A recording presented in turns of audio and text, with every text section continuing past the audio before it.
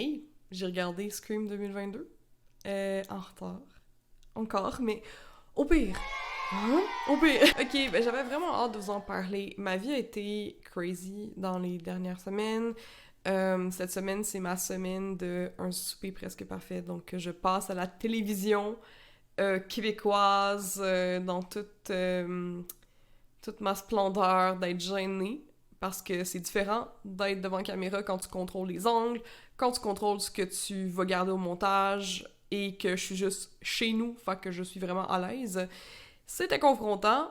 Si vous voulez m'entendre en parler, vous pouvez me suivre sur Instagram. Je me suis fait un highlight avec toutes mes stories que j'ai faites sur un souper presque parfait. Sinon, les épisodes, c'est la semaine vegan. C'est disponible sur nouveau.ca.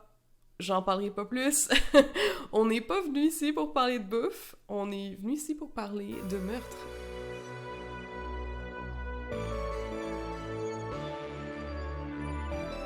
Ok, Scream, ceux qui le savent pas, c'est que Scream, c'est ma franchise préférée.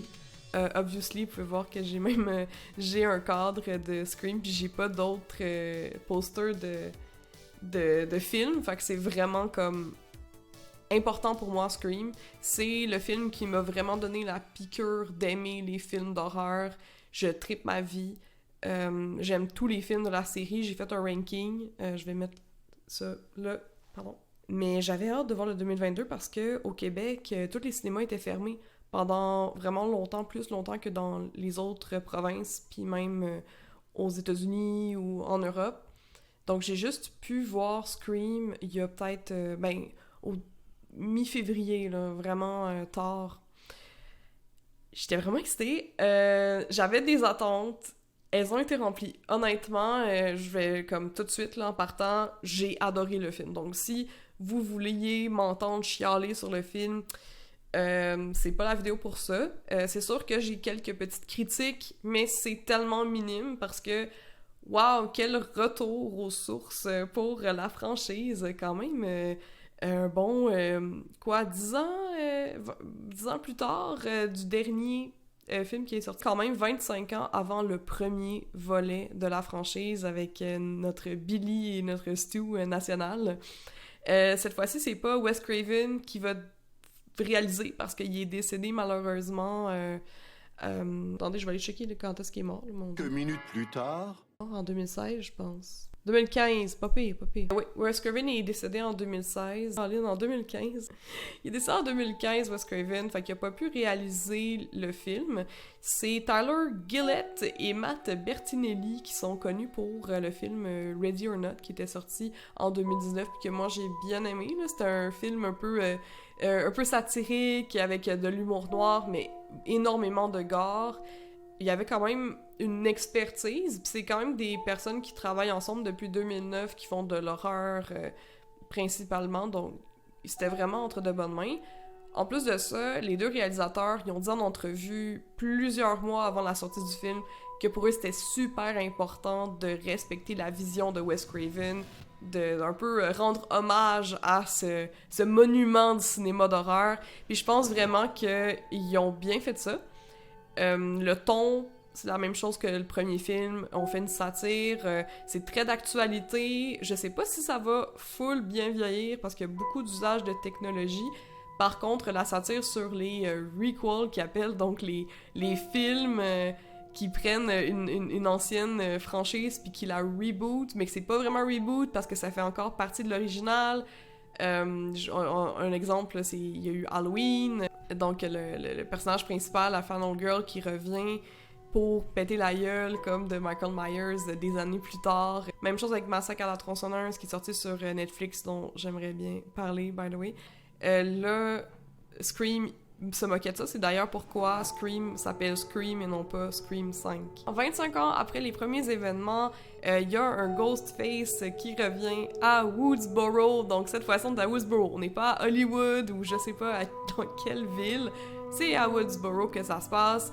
Le Ghostface, donc le fantôme masqué, whatever, comment est-ce qu'il l'appelle au Québec, là, mais on va l'appeler Ghostface parce que nous autres on est des OG.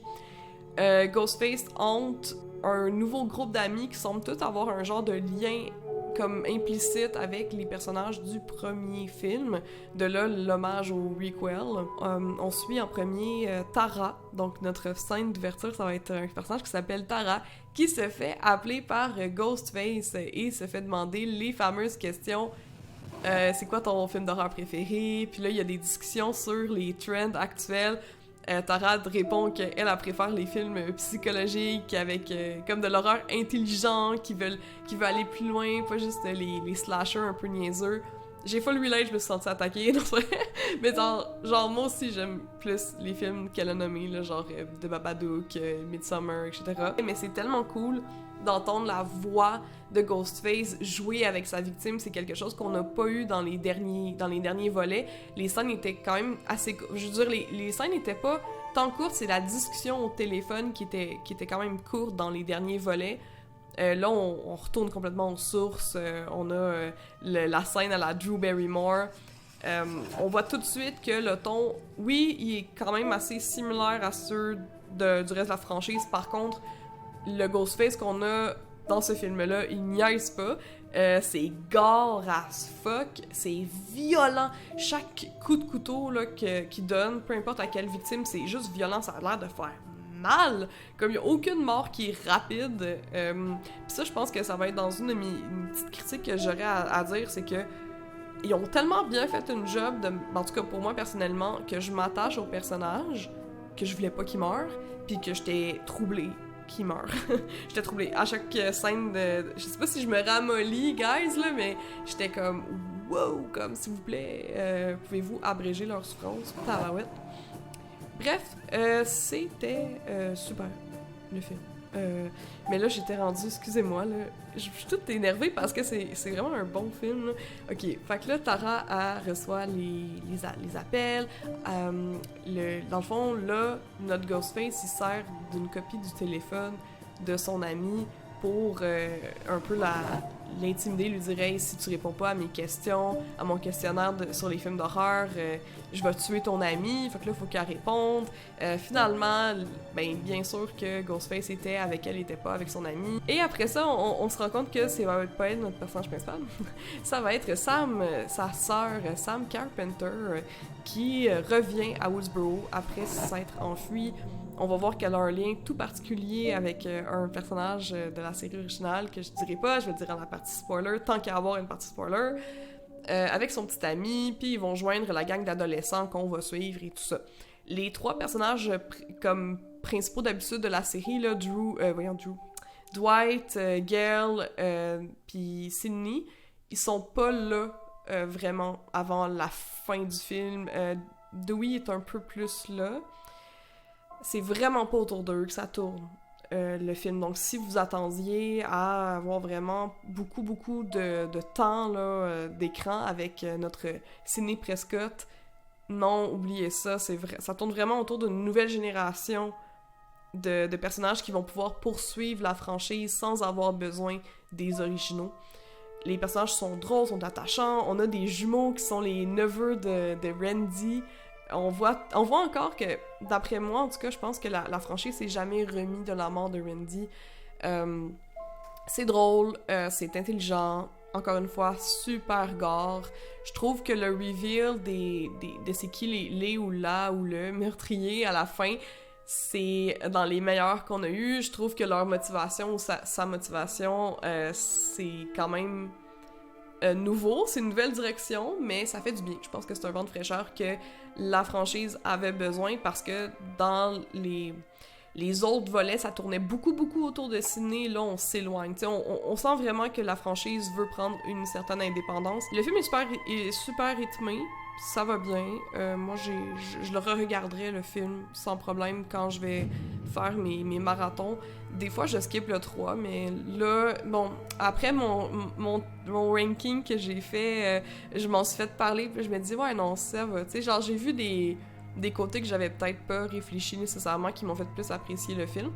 N'empêche que, mettons que je mettrais le 5e dans mon ranking, pour vrai, il est rendu en 2e position. T'sais, il surpasse pour moi le 4e. Fait que ça ferait genre 3, 2, 4, 5, 1. À ce point-là. En tout cas, moi j'ai vraiment trippé. Puis même que c'est le genre de film que si vous avez pas vu les autres films avant, vous pouvez le regarder. Comme vous allez comprendre. C'est pas ce que je pourrais dire de tous les films, puis aussi, je crois que ça vaut la... Tu sais, je veux dire, c'est des bons films, là, les autres Scream, surtout le premier. Donc ça vaudrait la peine de les regarder. Là. Je veux dire, faudrait... En tout cas, si tu les regardes pas, qu'est-ce que tu fais, là?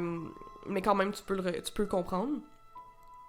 La seule critique que je ferais, sans entrer dans les spoilers, parce que tout de suite après, je vais aller dans la partie spoiler, c'est que je trouve qu'on fait beaucoup d'exposition, tu sais, c'est comme le revers de la médaille du fait que n'importe qui, même quelqu'un qui a pas regardé les premiers films, va comprendre, c'est qui t'explique tout, tu sais, c'est comme si tu regardais comme un résumé du film parce qu'il y a des personnages qui étaient pas présents à Woodsboro ou quoi que ce soit, puis ils se font tout expliquer au lieu d'être montré, puis ça, c'est quelque chose que j'aime pas dans un film, quand on nous explique au lieu de nous montrer. Après tout, c'est un médium visuel. Par contre, c'est vraiment un petit défaut. Moi, ça m'a pas tant dérangé que ça. Maintenant, je vais passer à la partie spoiler. Donc, si vous avez pas regardé le film, allez le regarder, puis après ça, revenez, on va jaser plus en profondeur du film. Sinon, on y va. C'est parti. Partie spoiler!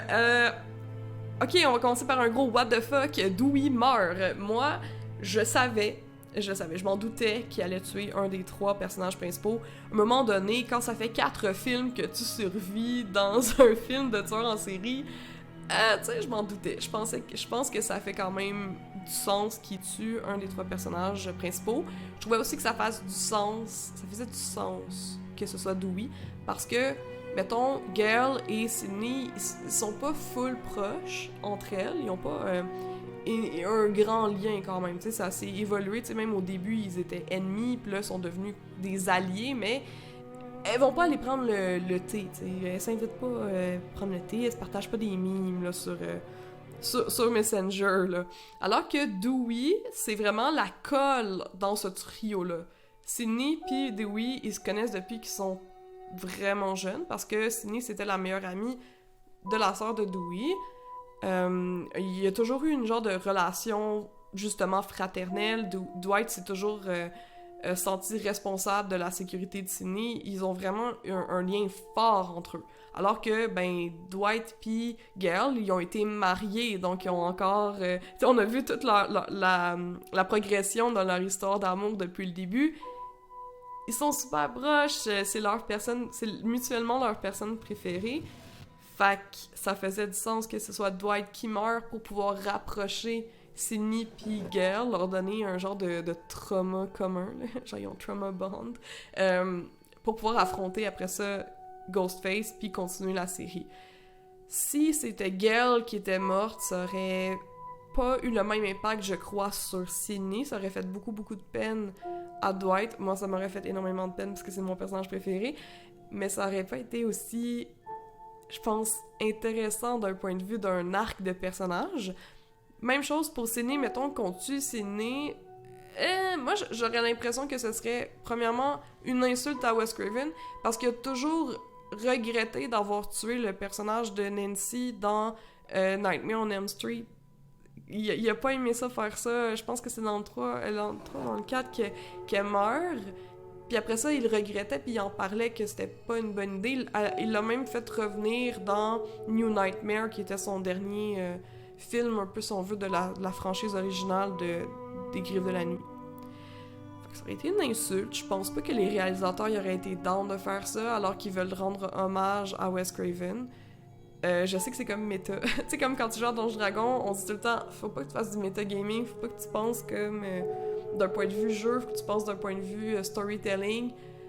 Je comprends, mais en même temps, ça faisait juste du sens. C'était juste logique dans ma tête que c'était Dwight qui allait mourir. Bref, il meurt, et j'étais correct avec ça. Par contre, je suis pas du tout correct. Gros what the fuck, comment est-ce qu'ils l'ont tué? Ils l'ont tué de façon complètement niaiseuse. Dwight, ça fait 4 fois qu'il vit les massacres de ses amis à Woodsboro. Il y aurait... Ok, comment ça se passe, là? Je vais vous l'expliquer, là. Oh, concentre-toi, parce que là, ça me fâche. ils sont dans l'hôpital, puis là, il y a Ghostface qui attaque deux jeunes, là. Puis là, Dwight, il arrive pour les sauver. Il réussit à knock down le Ghostface, donc à le mettre par terre. Puis là, il s'enfuit vers l'ascenseur, les trois ensemble. Mais là, il arrête à l'ascenseur, puis il dit comme « Non, attends, je vais aller voir c'est qui. On met un terme à cette situation tout de suite. » Mais genre, Ghostface, il était par terre, puis t'as passé à côté. T'aurais dû juste le tirer dans la tête. Je veux dire, pour un gars qui a été policier pendant des années, qui a survécu à 4 films d'horreur, qu'est-ce que tu fais, mon gars? Fait qu'il est juste retourné tout seul. Vraiment, là, Randy du premier film, il aurait capoté. Tu peux pas... Ça, c'est une des règles. C'est une des règles des films d'horreur qui arrête pas de dire... Dis pas... Sépare-toi pas du groupe en disant « I'll be right back, tu vas mourir! » Fait que là, c'est ça qui se passe, puis j'étais juste comme... Honnêtement, c'est une insulte à son personnage, puis c'est une insulte aux fans. Genre, j'ai vraiment pas aimé ça, puis pour vrai, je sais que j'ai l'air comme de capoter parce que c'est juste, ben, qu'est-ce que tu veux que je te dise, il va mourir. Mais j'aurais aimé ça qu'il meure, comme, mettons, en prenant un coup pour quelqu'un d'autre, ou du moins, peut-être même en tuant un des... Tu sais, ça aurait été fou, imaginez que on tue un des tueurs en plein milieu du film, puis là, on découvre c'est qui. Fait que là, ça nous donne encore plus de soupçons sur les personnages, parce que si... Il y a une chose qui fait bien le film, c'est nous donner un mystère qu'on peut résoudre. Quand tu regardes le film une deuxième fois, tu vois les looks que les tueurs se font. Les tueurs étant, comment ça s'appelle, là? Amber et Richie, c'est les meurtriers. Puis vraiment, tu les vois se faire un look quand Sam elle les présente, parce que, logiquement, dans l'histoire que Richie a racontée à Sam, sa blonde, ils se seraient jamais rencontrés. Fait que quand elle dit « Hey, je te présente... Hey, bonjour Amber, je te présente mon chum Richie », ils se font un look avant de se présenter comme... Eux, ils se sont déjà rencontrés, ils sortent ensemble, c'est des partenaires de crime, etc. Puis tu peux le voir après une deuxième écoute, tu peux voir les mensonges, puis les trucs qui sont pas cohérents. Tu sais, tu peux quand même mettre toutes les pièces du puzzle ensemble, même lors d'un premier visionnement, puis découvrir c'est qui les meurtriers. Un peu comme tu pouvais faire dans le premier.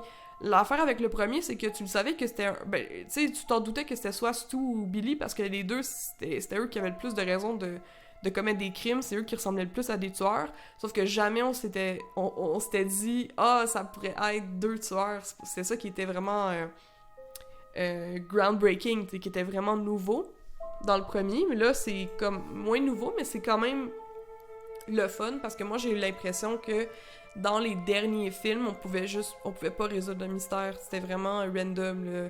Il y avait des raisons de faire ça qui était un secret, tu sais. C'était vraiment une grosse révélation, genre « Ah, finalement, tu avais un demi-frère » ou ça, c'est dans le troisième, ou encore en fait, c'est moi, c'était la mère du gars du premier film, haha, mais tu le savais pas. Puis jamais est-ce que t'aurais pu assumer ça, t'aurais jamais pu découvrir ça, il y avait aucun indice pour ça. Je trouve que les personnages sont bien développés, encore une fois, je l'ai déjà dit, genre j'ai pas aimé ça les voir mourir, en particulier le personnage de Dylan Minnette de 13 Reasons Why, là, qui s'appelle en plus Wes, en l'honneur de Wes Craven, puis qui meurt d'horrible façon, là, sincèrement, c'était de la torture, puis de voir aussi sa mère, le shérif adjoint, là, qui revient là en courant puis qui essaie de sauver son fils, ça c'était bien triste. C'était comme plus triste qu'horrifique. Tu sais, c'était pas... Tu sais, des films d'horreur, t'es comme « Oh my God », puis tu capotes, tu te caches les yeux, là, c'était juste triste. C'était quasiment des morts qui auraient pu être dans un drame plutôt que dans un film d'horreur. Deuxième gros what the fuck, le fantôme de Billy, what the fuck, pourquoi est-ce qu'il y a un fantôme? Et je sais que ça fait écho au troisième film où c'est né, elle voit le fantôme de sa mère, etc. On dit aussi que Sam souffre de schizophrénie, puis c'est pour ça peut-être qu'elle verrait le fantôme de Billy, qui, là, faut que je dise mon troisième what the fuck, mais qui est comme dans une parenthèse de ce what the fuck-là. Sam, c'est la fille de Billy qui aurait eu au secondaire, qui aurait comme fourré avec une fille random, puis elle serait tombée enceinte, puis elle aurait accouché d'un bébé, puis on savait pas. ok, film. Ok, fine. Tu sais, genre, je suis capable de suspendre un peu ma logique, un peu, tu sais, à ce niveau-là. Ça m'a pas tant dérangé que ça. J'ai entendu, il y a des gens qui m'en ont parlé qui ont dit comme, ben voyons donc, ça se peut pas, ça, qu'il y ait eu un bébé. Moi, je me dis, ben, il y a rien vraiment qui l'empêche, en fait, d'avoir fourré quelqu'un d'autre que Sydney. Là, Sydney, elle savait pas que c'était un meurtrier. Elle pouvait aussi, il pouvait avoir d'autres cachettes, là, c'est pas grave. Mais qu'est-ce qui m'a comme fucké, c'est que, ok, on dit que Sam, elle est schizophrène, c'est pour ça qu'elle a des hallucinations, etc. Mais c'est pas une hallucination, c'est un vrai fantôme, parce que il connaît des choses, il lui dit des choses qu'elle, elle sait pas, elle a aucune manière de savoir. À la fin, le fantôme, il lui pointe, le fantôme de Billy lui pointe genre l'arme à terre en lui disant, tu sais, en faisant comme, allez, prends-le, suis papa, prends le couteau et enfonce-le dans la gorge du monsieur. Puis en même temps, ok, fine, tu sais. Fait que là, elle le fait. Puis là, je me dis dans ma tête, mais Billy, c'est le pire! Genre, c'est le pire meurtrier, là! Il était sadique, il était méchant, il était cruel, il était rancunier, il était comme malsain, il avait un plaisir à tuer, tu sais, c'est notre OG Ghostface, c'est le tueur, tu sais, c'est l'original, c'est celui qui était le plus terrifiant. Comment ça se fait que c'est devenu un ange gardien, là? Comme, c'est quoi cette progression de personnage vraiment whack qu'il y a eu dans l'au-delà? Je comprends pas. Parce que, je veux dire, là, il fait le bien. En tout cas, c'est bizarre. Puis là, t'as comme Skeet Ulrich qui a du CGI dans sa face pour le rajeunir. Puis moi, je suis très, très, très sensible au CGI. Je trouve ça uncanny. Fait que j'ai trouvé ça weird. Moi, je l'ai vu. J'étais allée le voir avec mon partenaire, puis lui, il était comme, non, c'est Skeet Ulrich. Puis moi, j'étais comme, c'est pas un autre acteur, mon Dieu. Il se ressemble pas. Puis tu voyais comme un peu la barre au-dessus du maquillage, puis du CGI, là, comme c'est bizarre, mais bref, ils ont voulu que ce soit vraiment comme si c'était le Billy qui venait de mourir, là, donc le Billy de 17 ans. Hey, je chiale, mais honnêtement, c'était bon, là. Puis la scène à la fin où il y a le reveal, puis ils disent que, hey, tu sais quoi, nous autres, là, on trouve que les films de stab qu'ils font au sujet de ce qui se passe dans la réalité sont plus bons parce qu'ils ont plus de matériel. Fait qu'il faut faire un autre massacre parce que nous autres, on veut que les films continuent d'être bons, là, pis on est comme des fans finis, pis tout ça. J'ai trouvé ça tellement original. Eux, là, ils étaient pas du tout drive par la haine, par la colère, par la vengeance. Ils faisaient ça par amour. Il tuait par amour de la franchise, c'est tellement cool, là. C'est vraiment un autre concept. Il était des fans de Gale, Sydney pis Dewey. Il était comme, c'est un honneur, genre, de vous tuer, tout ça. J'ai trouvé ça tellement flippant. Et honnêtement, je pense que c'est vraiment c'est dans, top 2 des meilleures raisons qu'il y a jamais eu de Ghostface pour tuer. Ma première raison étant, je pense, le millénial de Stu, parce que c'est drôle. Non, le Billy, tu sais, le OG qui est comme... qui était vraiment dans une quête de vengeance, là, envers Sydney, puis que ça faisait full... tu sais, que ça faisait beaucoup de sens avec son personnage, d'être une petite bitch, là, dans le fond. Fait que ouais, j'ai vraiment aimé ça. C'était tous des bons acteurs, ils ont tous l'air d'avoir eu du fun, il y avait beaucoup d'amour pour la franchise, je me suis sentie respectée, mis à part pour la mort de Dwight, puis j'ai hâte de voir les prochains parce qu'il va en avoir d'autres avec les personnages qui survivent à la fin, c'est-à-dire Sam, Tara, puis les jumeaux qui sont les neveux là, de Randy. Fait que c'est tous des personnages qui ont un lien plus ou moins avec les originaux. J'ai hâte de voir où ça va nous mener. Je me demande s'ils vont garder l'affaire de fantôme, jusqu'où est-ce que ça va aller. Je sais que Skeet Ulrich puis Matthew Lillard, ils arrêtaient pas d'en parler du fait qu'ils aiment full Scream puis qu'ils aimeraient... Peut-être qu'ils pourraient revenir d'une façon ou d'une autre. T'sais, ils l'ont teasé pendant 25 ans, dans le fond. Parce qu'à chaque fois qu'ils vont dans une convention, peu importe pour quel projet, genre...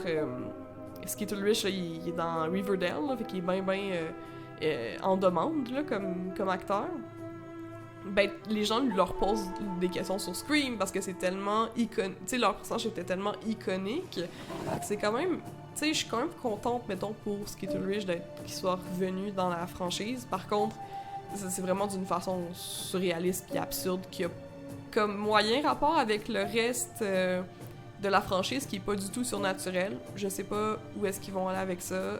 Ça serait pas la première fois qu'on a une série qui est quand même assez basée, ancrée dans le réel qui devient surnaturel out of nowhere. Je pense à Vendredi 13 que le premier c'était pas du tout une histoire de zombies. Ouais. Fait que c'est ça, j'ai fini là, pour vrai. Ça fait 2 fois que je dis fait que c'est ça, mais là c'est un vrai fait que c'est ça. Je vous invite à aller le regarder si vous l'avez pas vu. Sinon, vous pouvez me suivre sur Instagram, etc., etc. Patreon, c'est très le fun. Hey, écoute, 1$. Pourquoi pas? C'est quoi, vous, votre film préféré du Scream? Premièrement. Deuxièmement, qu'est-ce que vous avez pensé du 5e? Je veux en entendre parler. Pour vrai, soyez pas gênés de commenter, s'il vous plaît. Parce que y a du monde, il écoute mes vidéos puis il m'en parle en privé. C'est bien fin, je suis bien contente d'en entendre parler. Mais tu sais, vous m'aidez pas tant avec l'algorithme, les amigos. Fait que les commentaires, ils sont là pour ça. Et puis, on peut pousser la réflexion dans mes DM sur Instagram. Pas de problème. Je vous vois très bientôt. J'essaye. Parce que là, ça a pris du temps avant que je fasse une vidéo, mais... Mais c'est ça. Bye!